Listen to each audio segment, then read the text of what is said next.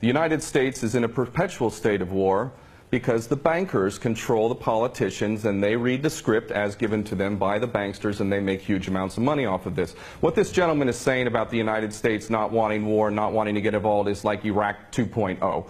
It's a repeat of the same rubbish that was said, oh, we don't want war, war is a last resort. That's absolutely untrue. It's a lie.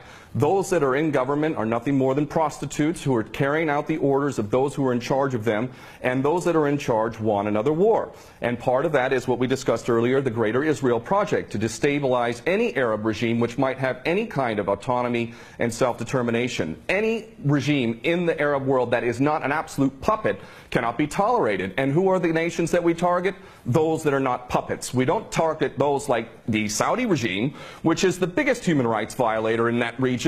It's cutting off people's heads in public, cutting off hands. It is the most grotesque regime on the planet, and yet we give that regime weapons, and it's no problem whatsoever. The duplicity and hypocrisy of the United States and the West can't even be measured. It is so enormous. And these mouthpieces, such as this gentleman in Washington, is only doing a disservice to himself and his country. And the fact is that American sons and daughters will get involved in this yet again, and these chicken hawks who are pretending to care about the Syrian people are going to be sacrificing not their own sons and daughters. I would like this man to send his sons and daughters and his grandchildren off to Syria when this turns into a greater conflict, because this is what we're flirting with, is a world war. A third world war. This is not a joke. We are flirting with a third world war on the basis that apparently we care so much about the Syrian people, just like we care so much about the Iraqi people and the Afghani people. The only people that buy this sort of stuff are either bought-off prostitutes or the dumbest of the dumb. And we're also led to believe that